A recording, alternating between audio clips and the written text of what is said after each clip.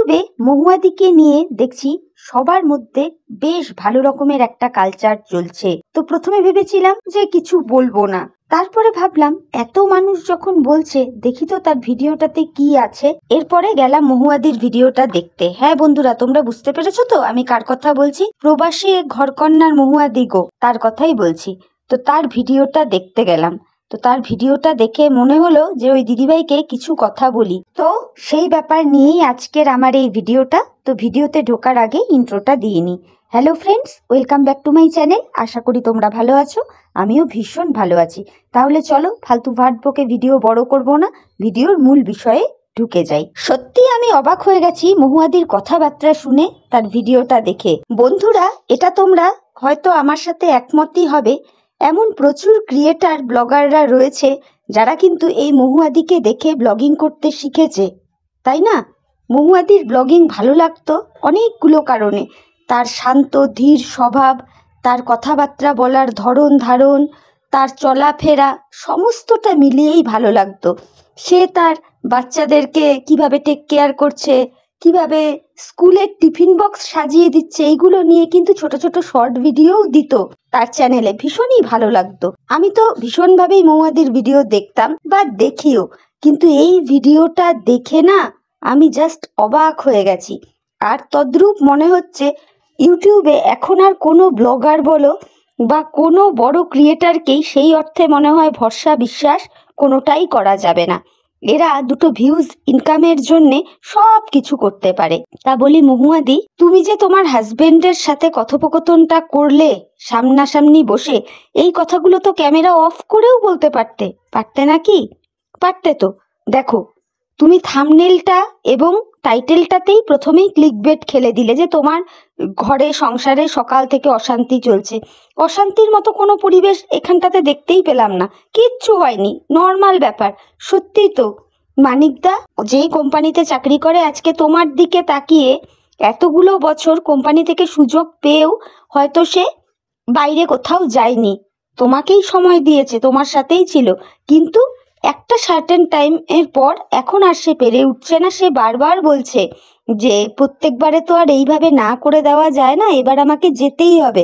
আর তুমি সেইখানে এরকম স্কুল কলেজে পড়া ছেলে মেয়েদের মতন করে বলছো যে ওরে বাবা আমি কি করে থাকবো, এই 7 দিন আমি থাকতে পারবো না, দরকারে আমার ছেলে মেয়েদের স্কুল থেকে ছেলে মেয়েদের নাম কাটিয়ে তুমি যেখানে যাচ্ছ ওখানে নিয়ে চলো, তোমার খরচ খরচা দেবে অফিস, আমাদেরকে তুমি পাশে কোথাও একটা হোটেলে রাখবে, সেইখানটাতে ছেলে মেয়েকে ভর্তি করব। মানে হাস্যকর না দিদি? হাস্যকর না তুমি বলো তো? মানে এই কথাগুলো না তোমার মামা বাড়ির লোকজন শুনলেও হাসবে। সিরিয়াসলি বলছি। কেন তোমার মামা বাড়িটা টানলাম বলো তো? তোমার মামা বাড়ির দুটো বাড়ির পরেই আমার শ্বশুর বাড়ি, বুঝতে পেরেছো? দিলীপ চ্যাটার্জি আমার শ্বশুর মশাইয়ের নাম, মারা গেছেন বলে দিলাম। যাই হোক, তোমার মামা সৌমেন ভট্টাচার্য, যার ডাকনাম বাবাই, বাবাই বলেই চেনে সবাই হুগলির আত্রাতে, সে কিন্তু আমার হাজবেন্ডের ভীষণ পরিচিত। নাম না বললে তো বুঝবে না, সেই জন্যই তোমার মামার নামটা বললাম। তো যাই হোক, এত হাসি পেয়েছে। তবে আবার একদিকে না খুব খারাপও লাগছিল তোমার কমেন্ট বক্সটা দেখে।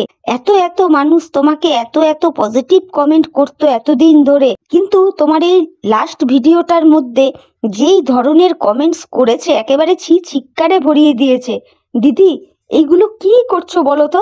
অথচ দেখলাম তুমি তোমার ওই ভিডিওটাতেই, মানে লাস্ট ভিডিওটাতেই তুমি এক জায়গায় কমেন্ট করেছো, মানে একদম ওই কমেন্টটা আবার পিন করে রেখেছো যে ঠিক আছে আপনাদের সবার কথাতে আমি না হয় ওকে যেতে দিলাম, এই কথাটা বলেছো। তার মানে এখান থেকে আমরা কি বুঝবো দিদি? তুমি তো যথেষ্ট একটা বুঝদার মেয়ে। এমনও নয় যে তোমার সাথে মানিকদার নতুন বিয়ে হয়েছে, একটা লং টাইমের দাম্পত্য জীবন তোমাদের, এত বছর তোমরা ইউএসএ তে আছো, তুমি ওখানকার রাস্তাঘাট থেকে শুরু করে সবকিছুই চেনো। এমন নয় যে তুমি নতুন, তাই না? একটা পরিপক্ক গৃহিণী তুমি, মানে তোমার সংসারের যেখানে তুমি থাকো সেই জায়গায় তুমি যে এই ধরনের কাণ্ডটা করবে, এটা সত্যিই ভাবার বাইরে। খুব হাসি পাচ্ছিল। যাই হোক, এইটুকুই বলবো যে এইসব করো না, 2-4টা ভিউজের জন্য এইভাবে নিজেকে মানে দর্শকদের কাছে নিচে নামিও না। তোমার থেকে অনেক মানুষ অনেক জিনিস আশা করে, অনেক কিছু শেখে।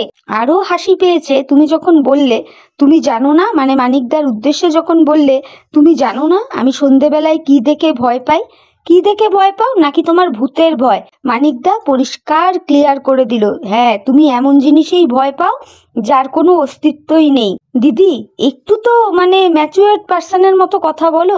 বড্ড বেশি বালখিল্যপনা তুমি করে ফেলেছো তোমার এই ভিডিওটাতে, হাস্যকর লাগছিল।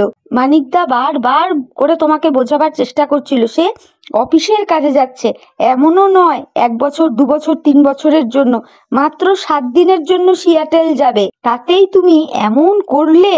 বাপরে বাপ। আবার তুমি অন ক্যামেরা বলছো ও ঘুষ দেওয়া, সেই জন্যই নাকি তোমাকে মানিকদা কফি খাইয়ে এনেছে, সেই জন্যই নাকি তোমাদেরকে বরফ দেখাতে নিয়ে যাচ্ছে। শুধু এখানেই তুমি থেমে থাকলে না, তোমার ছেলেটা এবং মেয়েটা যখন বাইরে থেকে এলো তুমি কি করলে? তুমি তাদের মধ্যেও এই জিনিসটা ঢোকালে যে বাবা সিয়াটেল চলে যাচ্ছে, বাবা থাকছে না, এখন কি হবে, এমন ভাবে তাদের কাছে উপস্থাপন করলে যেন একটা না জানি কি হচ্ছে। তা তুমি বুঝবে না তো আর কে বুঝবে দিদি? প্রত্যেকটা হাজবেন্ডের মানে কি বলবো, উন্নতির পেছনে না তাদের ওয়াইফদের প্রচুর অবদান থাকে। তা তুমি তো একজন পরিপক্ক গৃহিণী, তোমার কাছ থেকে এগুলো কি আশা করা যায়?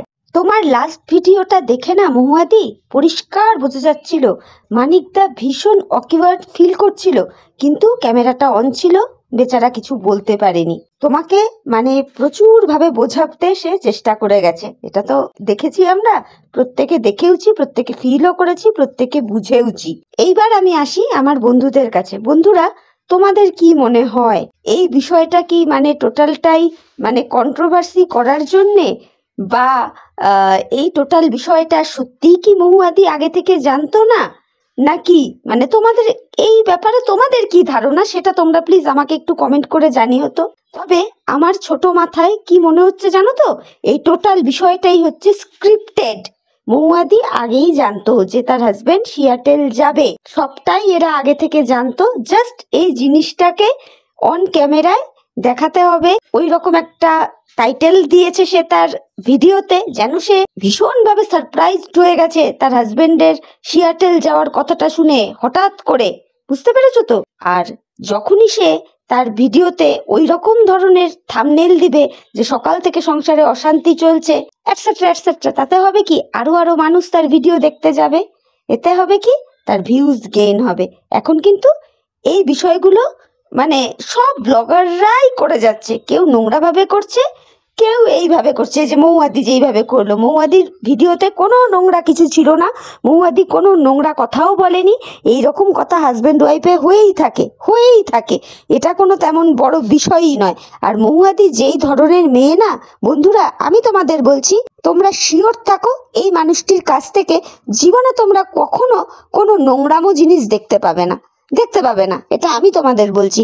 হয়তো সে ভিউজের জন্যই হোক বা একটু মজা করার উদ্দেশ্য নিয়েই হোক, হয়তো হাজবেন্ডকে বসিয়ে এই ধরনের একটা বালখিল্যপনা টাইপস ভিডিও করেছে, জানি না কি ভেবে মহুয়াদি করেছে, আমার যেটুকু মনে হলো আমি সেটাই বললাম। তবে এখনকার ব্লগাররা কখন যে কি করছে ভিউজ ইনকামের জন্যে সত্যিই বোঝা দেয়। তবে মহুয়াদির থেকে এই ধরনের বাচ্চামো সত্যি আশা করা যায় না, কারণ তুমি মহুয়াদি আমাদের অনেকের ইন্সপিরেশন, তোমাকে দেখে আমরা ব্লগিং করতে শিখি।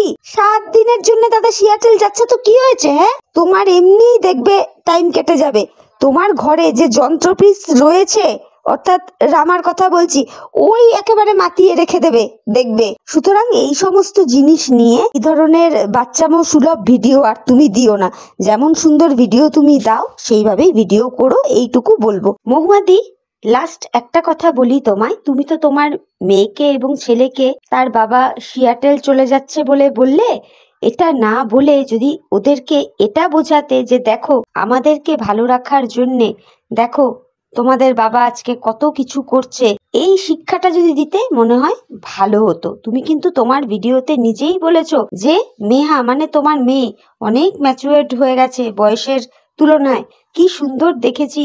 ও মানে তোমার শরীর অসুস্থ, তোমাকে না ডেকে ও নিজের ভাইকে রেডি ফেডি করিয়ে স্কুলে নিয়ে গিয়েছে। সত্যি কথাই একটুখানি হয়তো মেহা এটা ভুল কাজই করে ফেলেছে, এইটুকুনি বয়সে ওর এতটা করা উচিত হয়নি, তবুও দেখো ও করেছে তো, যাই করুক করেছে তো। এই যে ওর একটা দায়িত্ববোধ যে না মা অসুস্থ, আমি ভাইকে রেডি করিয়ে স্কুলে নিয়ে যাই, এগুলো এই বয়সে কাদের মধ্যে আসে বলো? তোমার মেয়েটা ভীষণ লক্ষ্মী, ভীষণ শান্ত, ভীষণ ভালো।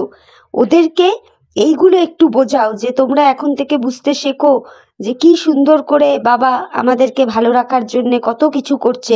তুমি নিজেই তো তোমার ভিডিওতে বলেছো যে তোমার মেয়ে কোনো বড় শপিং মলে গেলে পরে কোনো কিছু কিনতে গেলে আগে সেই জিনিসের দামটা দেখে, কারণ সে প্রতি মুহূর্ত দেখে এসছে যে তার বাবা মা কিভাবে পরিশ্রম করে, চাইলেই যে কোনো কিছু পাওয়া যায় সেটা নয়। তাহলে এই সুন্দর জ্ঞানগুলো তাদের ভেতরে ঢোকাও। শুধু শুধু যেই বালখিল্যপনাটা তুমি তোমার ভিডিওতে করেছো না, মানে এইগুলো করো না প্লিজ দিদি, রিকোয়েস্ট করছি। তোমার থেকে মানুষ অনেক কিছু এক্সপেক্ট করে, অনেক কিছু শেখে। আশা করি আমার কথাগুলোকে তুমি ভুলভাবে নেবে না, এইটুকু বলবো। তো চলো বন্ধুরা, মনে হলো মৌমাদিকে এই কটা কথা বলি, সেই জন্য বললাম। তোমরাও আমার কথাগুলো একটু শুনে দেখো যে আমার কথায় কোথাও কোনো ভুল আছে কিনা। যদি ভুল থাকে অবশ্যই রেকটিফাই করে দিও। আর আমার ভিডিওটা শুনে ভালো লাগলে লাইক, কমেন্ট, শেয়ার আর সাবস্ক্রাইব করে আমার চ্যানেলের পাশে থেকো। তাহলে চলো এখনকার মতো আমি বিদায় নিচ্ছি, নতুন একটা ভিডিওর সাথে আবার দেখা হয়ে যাবে। ততক্ষণ প্রত্যেকে ভালো থেকো, সুস্থ থেকো, সাবধানে থেকো। Tata, bye, love you all.